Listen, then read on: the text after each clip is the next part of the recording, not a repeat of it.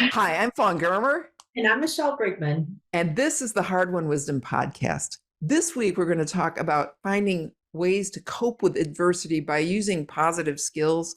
It's a great topic of something that is really important to us right now because, as you probably have noticed, sometimes it seems like the world's going to hell. Okay, so we need to know how to deal with it, and helping us with that is Dr. Judy Moskowitz, who is a professor of social sciences at Northwestern University and director of research at the Northwestern Osher Center for Integrative Health. Judy, welcome. Thank you so much for having me. I'm happy to be here. Well, it's really a great topic because it's a crazy world and life is getting much harder to deal with by the minute, right? It seems like every day there's a new headline of something to worry about, and that's in addition to everything else that happens in our lives. And I like how in your research you even look at things like how people deal with caregiving and these the other burdensome parts of life that may just be where we are as we grow. So how did you start looking at this, and tell us a little about your research? Yeah, it is really helpful to sort of go back to where I started with this and talking about coping and stress. So I was trained as a social psychologist in stress and emotion and coping. And back when I started in the early 90s, people looking at stress and coping were really looking at the negative side of things. So, what's going wrong and what are you doing in response? That was the landscape for coping research. And I was working on a project with Susan Folkman at the University of California, San Francisco, studying men caring for their partners with AIDS. And this was the early 90s, before the more effective treatments were available. And we were interviewing the caregivers about what was stressful about caregiving. And it was a longitudinal study. So they were interviewed repeatedly. And in most cases, the care partner, their partners were dying because this was before the effective treatments were available for HIV. So AIDS was essentially a terminal illness. So you can imagine that this is some of the most stressful life experience that any of us could imagine, right? Caring for a loved one who's dying from a terminal illness that is not pleasant, right? To put it mildly. So we were really looking at this through a stress and coping lens. That was the way we looked at things at the time. And it was, we were ending the interviews with, tell us about something stressful related to caregiving or bereavement if their partner had died. Tell us something stressful that happened in the past week. And they would tell us something stressful. There was always something. And then we would say, okay, now here's a list of ways that people cope with things. How did you cope with this? And then they would go in and say, I use this coping strategy or that coping strategy. It's a checklist that you fill out. And then that was the end of the interview. And very shortly after the start of the study, the caregivers were saying, that's it. You're not going to ask us about the good stuff. And we were kind of surprised by this. We're like, what do you mean the good stuff? This is horrific. And they agreed that it was horrific, and they were depressed and highly stressed, and it was really awful. And there were also good things happening that they wanted to talk about. So we started ending the interview with, okay, you've told us about something stressful. Now let's talk about something positive and meaningful that helped you get through a day. And, honestly, to our surprise, in 99% of the interviews, even if the partner had just died, the caregiver was able to talk about something positive. Wasn't always, related to the caregiving. It was often, these interviews were done in the San Francisco Bay Area, which, geographically is very beautiful. So it would be, we saw a lot of, I took a walk on the beach and it was really lovely.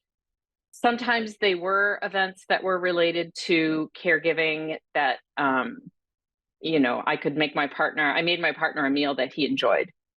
So sometimes it was directly linked with the stress in their lives, but sometimes it was completely outside of the reason they were in the study. And it really opened up a whole world of questions for us in terms of, okay, so even when people are experiencing extreme stress, they still have the ability and maybe the need to see the positive as well. So that sort of set me on this path of looking at positive things or positive ways of coping with stress. They don't deny the negative, and they don't deny that it's stressful or expect that you suppress the negative feelings, but they're a way to enhance the positive feelings alongside the negative, which then helps you continue coping with whatever it is you have to cope with. Was that universal, that everybody was doing this naturally? Almost to a person. So, Wow. I mean, it wasn't everyone saying, I want to talk about the positive stuff, but when we started asking them about it, and especially after a few interviews, they would start coming in being like, I have a good thing today. So we started, the participants told us they wanted to talk about positive things. We added this question, and then they started looking for the good things, right? Because they knew they were going to be asked this question. So they'd be like, oh, I've got one for you this time. Yeah, that's interesting. My mother had Alzheimer's, and it was protracted after a long battle with her stroke paralysis and all that. And as the Alzheimer's showed up, I developed my own coping strategy, which was accept, cope, adapt. Because the faster I could do those three things, the faster I could get on and be happy and deal with what I had. So that when she started to repeat herself 100 times, I just thought there's going to be a day when I can't even hear her voice. So I'm just going to listen to the tone of her voice and love that. And as it went through that, I knew the faster I could accept, cope, and adapt, the faster I could be happy. And surprisingly, throughout that, I did cope really well with it. So now I just thought I was special, but you're telling me basically everybody has that as a defense coping strategy? I think, yeah. So, and what we did was sort of look at what people were doing, these sort of more positively approach types of coping, and we labeled them and pulled in skills. So we went on from seeing these coping skills, these positive coping skills being helpful to, through a few more iterations, because research is slow. We developed a program of skills that we teach different groups, including Alzheimer's caregivers and other types of dementia. We teach them these positive skills and then see if learning these skills helps them. But many of them are things that you may already do or may be aware of. I think you were able to label yours, so it's more advanced than many people who don't think about their emotions or aren't necessarily good at labeling their emotions or their coping skills. But so that's what our program does for people, is say, let's talk about how you're feeling. Let's talk about that the situation is really rough and there are going to be negative emotions. And then let's talk about ways that positive emotion might be possible alongside the negative. And then before I want to let Michelle get at it, how do you turn this to a broader sense of coping strategies for people just dealing with the chaos of life that exists right now? All right. So it's always a challenge, because the way our funding is structured in the United States, and our most of our funding comes from the National Institute of Health, it's very siloed into diseases, right? So although this was developed in caregivers and people living with HIV, it is not specific to that particular stressor, and it's not specific to dementia caregiving, and it's not specific to coping with breast cancer, and it's not. So I get the funding to look at it in a particular group, and we might do some tailoring, but really always make sure that the message gets across that these are life coping skills that you can use every single day, because every day there is something that is challenging us, not even major things like, it's raining today in Chicago and it feels like warm weather. It's cold rain. Warm weather is never going to come. So that's stressful for many of us, right? So these are skills that I can use, and I can say, well, at least it's not snow. Which is something called positive reappraisal, which is what you were doing when you were thinking about your mother asking the same question over and over again, you were saying, sure, it's hard to listen to her. It's hard to see her asking the same thing over and over again, but at least I can still hear her voice, right? So that's one of the skills that you were doing naturally to cope with a particularly stressful type of experience. But they are skills that you can use for any daily hassle that you're dealing with. So I want to go back to something that you said earlier, because it was, to me, it was this really important moment. I'm going to quote you. You said, they started looking for the good things. Mm-hmm. So if I go back to that, you all showed up differently, and a new question was asked that triggered and kind of broke them out of their cycle. Because what do? Something bad happens. We all mobilize and we all spend all of our energy, whether it's within ourselves or with others, to let's dissect how awful this situation is, right? And we all put our energy into that. So that's all we see. But you opened a door that said, we're going to ask you this question now every week. So now I'm tuned in and I'm beginning to look for and notice those, what I'll call moments of joy, because they're happening already. We just are blind to them. So I think I'd like to just kind of dig into that a little bit more in terms of how we can trigger ourselves to kind of pull out of the funk of only looking at the negative. And what are some of the things that we can do to do that? Right. So basically, what are the skills that you identified?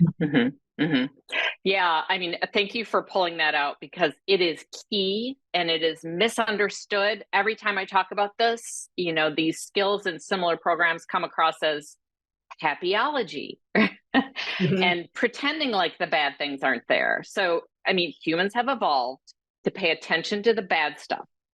That's adaptive, right? So we can't just pretend like everything's fine and we don't need to do anything, and let's just ignore the bad stuff, because that's going to go south really quickly, right?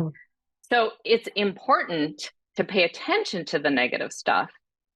And you can also see the good things in addition. So it's not instead of. So see the moments of joy, not instead of knowing that things aren't great, but in addition to. I can tell you what the skills are. These are not a magical package of, I mean, we vary them a little bit program to program, but there's basically 8 to 10 that we focus on. So noticing positive events and savoring them. So that's what we were doing in the caregiver study when we asked that question, and tell us something positive and meaningful that happened. That was helping them to notice positive events. So that just awareness that positive is possible, which is sometimes very difficult in a difficult situation. That awareness that there are positive things going on. There's always something that you can notice. Was your coffee great this morning? Could think back on that. Wow, that coffee was really great. Or when you're having your coffee, the second skill is savoring or capitalizing on it. So when the good things happen, like suck all that joy up while you can. Reflect on it later. This is, a really great function of, end of day journaling. What are the 3 good things that happened today? And sometimes there's not 3, there's 1, or, maybe you can't come up with one, but that's fine. There will be one tomorrow. Or think about the one that happened 2 days ago, right? There's always something that you can notice that was good. And then you think about it later, you tell someone about it, you put it on social media. That's a big function. If you're, Facebook or Twitter or Instagram, a big function of those is often people being like, my great news, and everybody celebrates with you, right? And that's savoring or capitalizing. So that's the second skill. I have a question on that one. Yes, tell me. But I'm feeling kind of guilty if I show any kind of joy in the middle of crisis. Oh, that's a great point, Michelle. I'm afraid. So how do I get past that? Well, especially a caregiver, they're supposed to be, soldiering on. Right. Yes. So I got this question a lot at the start of COVID. And it was something I really worked on in my use of the skills, and it's self-compassion. So, during COVID, I continue to be incredibly privileged. I could work from home. No one in my family had, high risk positions or frontline positions where they were exposed to COVID. We had access to vaccines really quickly, in the overall scheme of things, like all great. And we were okay, right? So no one had some of the devastating consequences that many, many people had, right? So then you're like, well, I shouldn't even be stressed, right? So that's part of the self-compassion is it's like, I'm allowed to feel stress and I'm allowed to feel joy as well alongside it. And I'm allowed to talk about that. So, you want to be a little bit aware of how the message might be received to people outside you. So maybe it's not on, it can seem very tone deaf if you're, out on social media. Everyone else's life is a dumpster fire and you're like, hey, I got a new job, isn't that awesome? I'm doing great, I'm gonna be making so much money, and I'm sorry about all you people who got laid off or whatever, Right. So you've got to be like, have some self-awareness when you're doing that sort of public savoring or capitalizing on positive events. You can always put it in your journal, you can always just keep it private, savor it to yourself, talk to a family member or your dog, and just it's about you being able to have that hit of positive emotion again that you had when the event first happened, right? So does that answer your question? Yeah, and you did say something that it's a good time to interject this here is said about having the 3 good things at the end of the day. There's an app for that now. 3 Oh good yeah, things. yeah. And I love that app because it forces you every day to stop and think what went right today. And you've got this catalog for a year or for 5 years of all the good Yeah. things. So, okay, next coping skill. Next coping skill, gratitude. Yeah. Similar to noticing positive events, similar to, savoring. It's, sometimes I think of it as it could be the same thing as your positive event, but it could also be something broader. Like in some of the groups we work with, the first thing they'll talk about being grateful for is that I woke up today, right? I woke up, which maybe is not the first thing on all of our lists, but it could be, right? I am grateful that I woke up today. I am grateful that spring is coming and it's raining because, rain may not be in such plentiful supply sometimes, like all of those sort of broader things. So it might not be tied to a specific event, but it can be, and it can also often has, a spiritual component to it for people who have some sort of spiritual or religious practice. Gratitude's a big part of that. You could be grateful to God for something if that's part of your practice or worldview. So gratitude is, all of these, there's overlap among all these skills. And sometimes when we're teaching the skills to a group and then at the end, they talk about them all, it's like the same thing. And I'm like, does it matter if they're not precisely defining them the way I think they should be defined? And usually the answer is no, it doesn't matter. They got the gist, but positive stuff. Like there are ways to notice the positive things in your life. And that's what this program's about. So that's number 3, gratitude. Number 4 is positive reframing or positive reappraisal, which is the one that I mentioned that's what you did with your mother. So it's, it's taking something that initially seems kind of stressful or annoying or frustrating and putting a different frame on it so it's not as stressful. My favorite form of this, and it can get kind of ridiculous, is could be worse. So I automatically, no matter what the bad news is, I am almost automatically going to, oh, this could be worse, right? So I can't think of any recent examples for me without giving away information that I shouldn't be talking about publicly. But, just anything that could be happening. Again, I think your mother's example, your example with your mom was perfect. It's like, it's so frustrating to see her repeat herself and forget important things and keep asking about it and keep talking about it. But it could be worse. I could not have her here. Oh, right. Yes. And then So, when it got to the point where she would just lay there in bed, and I would walk in and there would be no recognition or anything, but I'd still feel that whoosh of love that you get from your mother. And yeah. I knew that the day was coming when she would no longer be there. So I was grateful for what I still had there. Yeah. Yep. Yeah. It's a perfect example. But, it's interesting because you said that, basically you say you shouldn't go into denial and say, oh, everything's Pollyanna. But, I always wonder, what is the problem with a little bit of denial? I mean, I am a big fan of Scarlett O'Hara saying, oh, I'll worry about it tomorrow. Right? Yeah. What's the problem with that? Yeah, it's funny. I agree with you 100%. Denial and suppression can be very effective in the proper doses in the right circumstances. So I mentioned that I worked with Susan Folkman, who was sort of the mother, the originator of stress and coping theory. So she's, in the literature, she's the person who started the research and the sort of theoretical understanding of what coping is. And we had often talked about, generally when you do studies and you look at how people are coping and how they're feeling and the effects of their coping and what's adaptive, denial, suppression are generally not good. Like they're not high on the list of things you should be trying, except there are situations where it's helpful. And often there's situations where you have no control.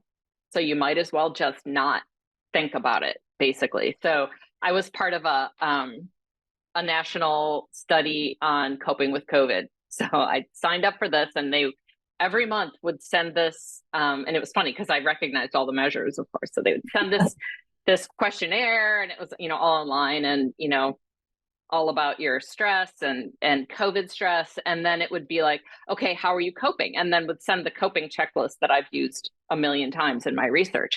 And so I recognized the denial questions, the denial coping questions, the suppression coping questions.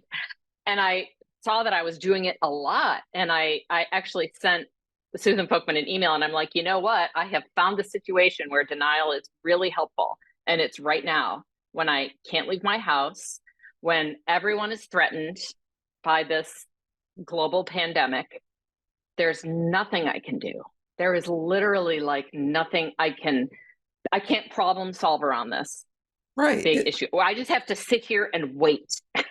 Right. And that's when denial, again, it's not like disconnect from reality forever, but it's, binge watching a show on Netflix because you can't live in this reality being aware of how awful it is every moment of every day.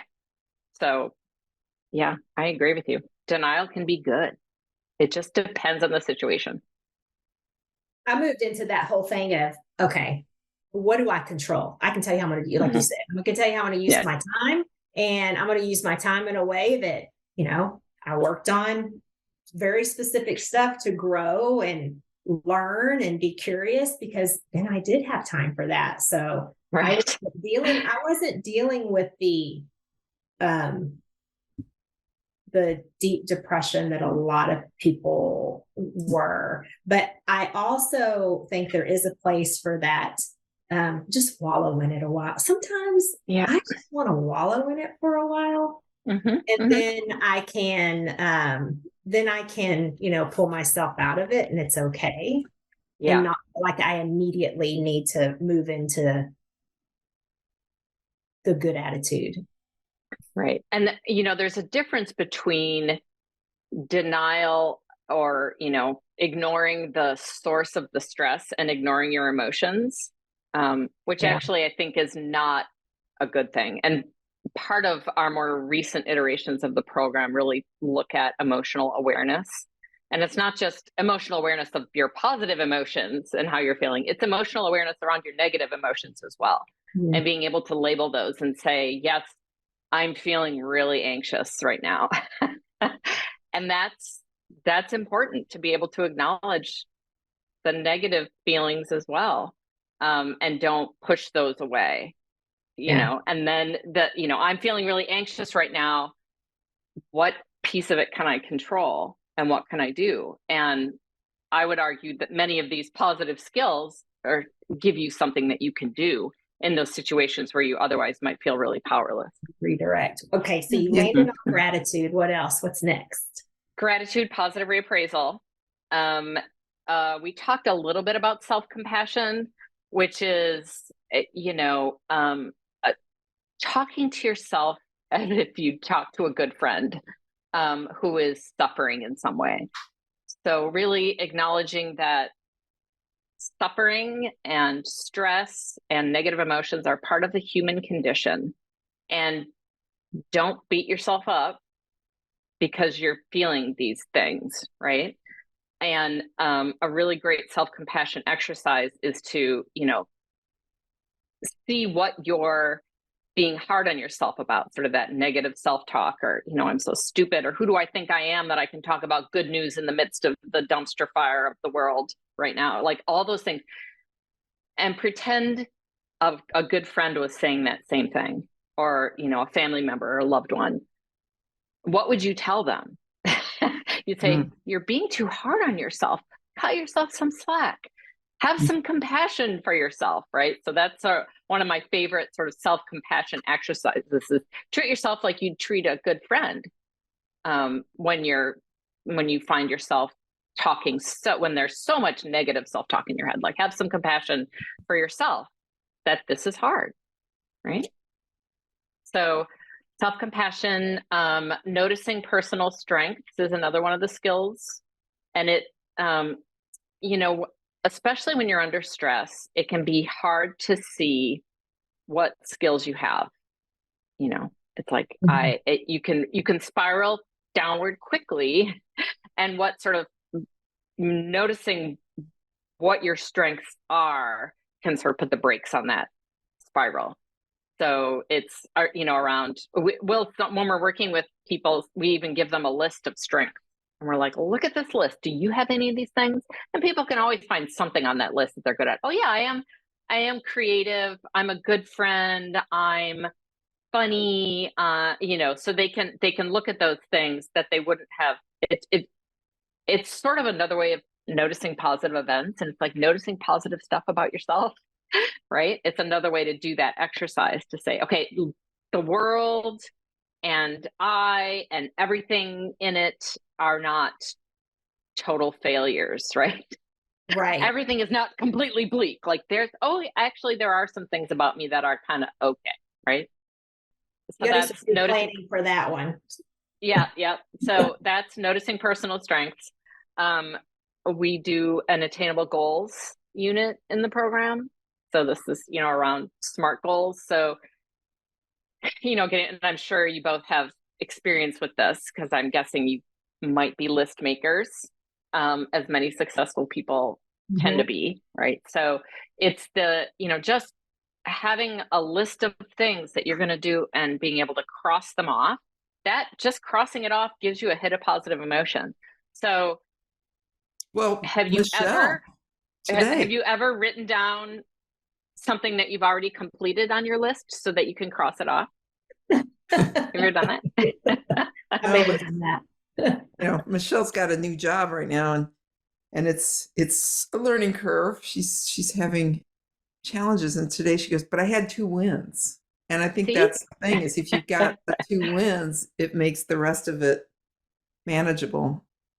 Right. And the trick with the attainable goals piece is to set the goals so they're challenging enough so they feel good when you do them, but not so challenging that you're gonna fail, right? So I'm not gonna put cure cancer on my list for tomorrow, right? But I might put, read that latest article on how positive emotion might be related to adherence to treatment in cancer, right? So it's about, hitting that sweet spot between completely unattainable and things that you can do in your sleep. Like, you're also not going to put, I'm going to breathe tomorrow, for most of us, right? I'm going to breathe tomorrow is not really an attainable goal, because you're probably going to check that off no matter what, right? Right. So let's see, what haven't I talked about? Acts of kindness. So for our work, when we're working with people who are in sort of either, family caregivers or professional caregivers. So we do a lot of work with healthcare workers, social workers, frontline providers. The acts of kindness doesn't fit as well for those folks who are in the caring professions, because that's their day-to-day is giving, right? So for that one, we really increase the focus on self-compassion. But for people who aren't necessarily caregiving for somebody on a daily basis, we do acts of kindness. And this is based on, a whole history of literature that giving to others, altruism, volunteerism is related to higher levels of well-being. So it's just, there was a great study done by Elizabeth Dunn, who's at, I believe, UBC, British Columbia, where they brought community members into the lab, into the psychology lab, and measured how happy they were. And then they randomly assigned them to take the money that they're given that day. And they were given like either $5 or $20. Doesn't matter. They were given some money and they were told to go out and spend the money on themselves, whatever they needed, just spend that money on themselves or spend it on someone else.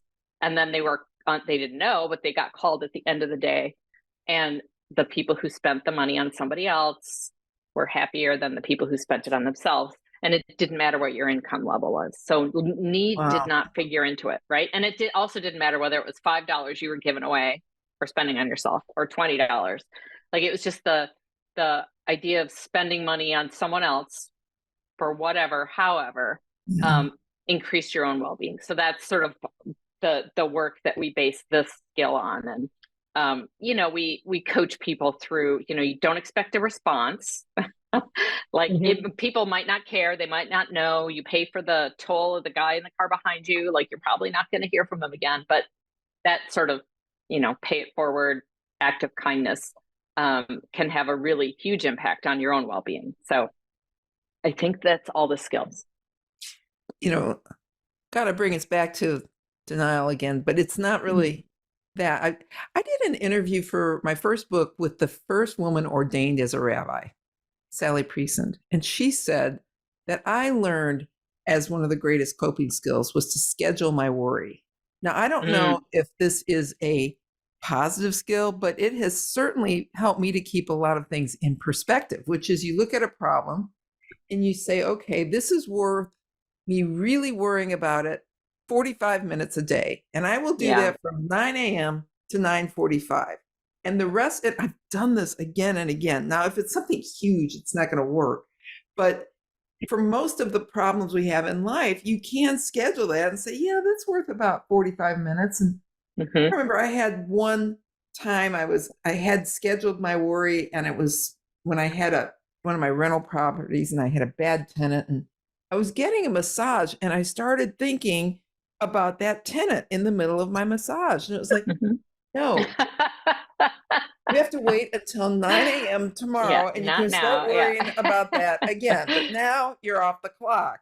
And I thought that was the greatest coping skill. And so that's been very helpful to me as well. I wonder how often at 9 a.m. when you go to your scheduled time, you're like, what the heck? This thing is so not even worth it. You forget about it. Anyway, like, it was so important yesterday, but it is not right now. Well, it's like that Dalai Lama quote, which is, if you're in a situation where you can do something about it, there's no need to worry.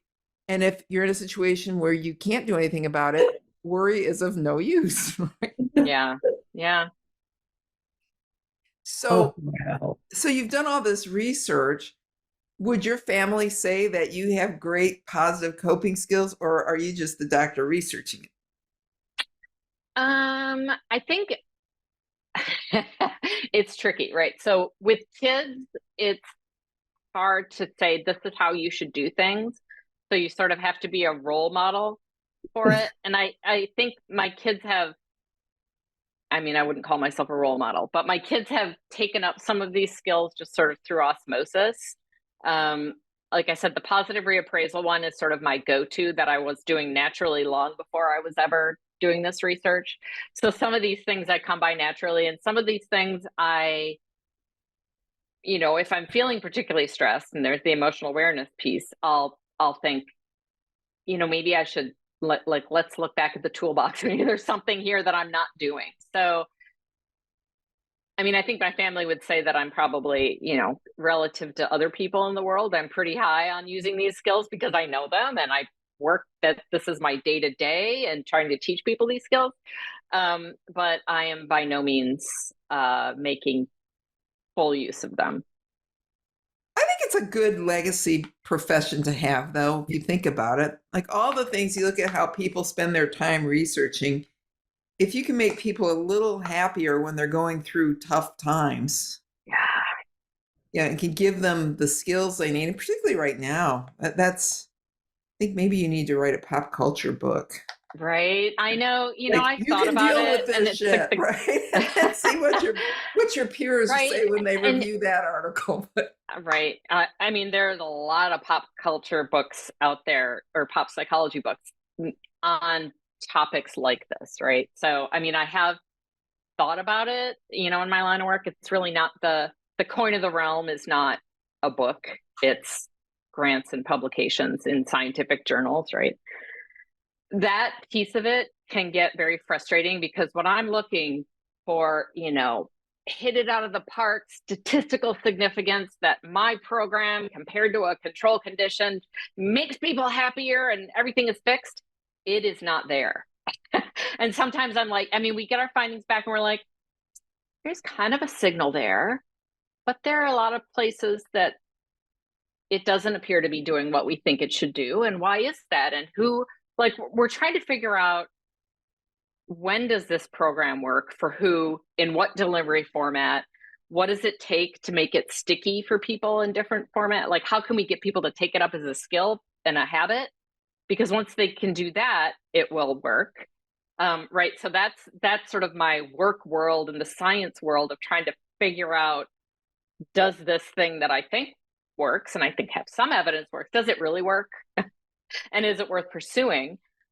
And then there's the other side of it that just sustains me. Like every once in a while, there will be feedback from someone in one of our programs who will be like, this changed my life. And I've heard it more than once. I mean, we put thousands of people through this program by this point in our different research programs, but we're really seeing, individuals who will say, this worked for me, this worked for me, this worked for me. And I'm now at a point with the work where I'm disseminating it and it's out of my hands. Like, for example, I'm working with the University of Wisconsin Extension Program, where we did a train the trainers. So we trained their educators in delivering this program. And then the educators took it to whoever their students were in this extension program. And one of the ones I'm most excited about and just delighted in how it's going is it was translated, and we call it the pharmified version. It was by a professor in the agriculture department at the University of Wisconsin who was in that training, in the Train the Trainers. And he did the pharmified version looking at farm stress. I mean, he's studied the stress of being in farming for years. And he saw these skills and he's like, we can apply this. And then he, made a podcast. We don't have data from the farmers saying that this works, but we've got this whole program and this podcast that it's being spread out there. And I know it's helping some people. So it's really gratifying. Yes. It passes the sniff test, right. And so I think that's kind of the big takeaway, but the thing kind of, as we just overall really wrap up, is what you shared today is all contingent on a simple thing. And that is just taking notice of where joy, good, like I said, those moments of joy are happening in your life. And once you can take that first step, the things that you shared, Judy, are so easy and doable for somebody to do. I mean, you tactics, journal, start your day with affirmations, role play, and be your very own best friend and help work through a situation. Create attainable goals that are attainable, but moving you in the direction you want to be, of feeling happier, noticing joy, buy that person a cup of coffee. I mean, these are things, Right. if everybody listening to this podcast would pick one Yeah, to right. say, I'm going to do tomorrow, you are positioning yourself to feel happier, and it's going to change the Yeah. overall quality of life. And I'm really grateful for what you shared with us today and the very practical tips that can have such an incredible impact on our experience of life. It's been awesome. Yeah. Thank you so Yeah. much for coming on the show. And that really said it, Michelle. So anyhow, thank you very much. I hope we see you again sometime. Anytime. I was going to ask one question. If people want to follow your research or stay connected with what you're learning, what's the best way for them to do that? I'm on Twitter for the moment, and it's at Judy Mosk, Mosk. You can also find out about our work. So I'm at Northwestern University. You can Google me and find me. But we have Moskowitz Lab, all one word, moskowitzlab.com has our, I think it's .com, Moskowitz Lab. You'll find us, and it has more of sort of up-to-date things on what we're doing. That's awesome. Yeah. Thank you so much. Thanks for coming. Thank you for joining the Hard-Won Wisdom podcast with best-selling author Fawn Germer and corporate innovator Michelle Brigman. Join us weekly for career and life-changing conversations with some of today's most influential thought leaders, senior executives, and trailblazers who will share their mentoring wisdom. This podcast is brought to you by the Women's Leadership Network.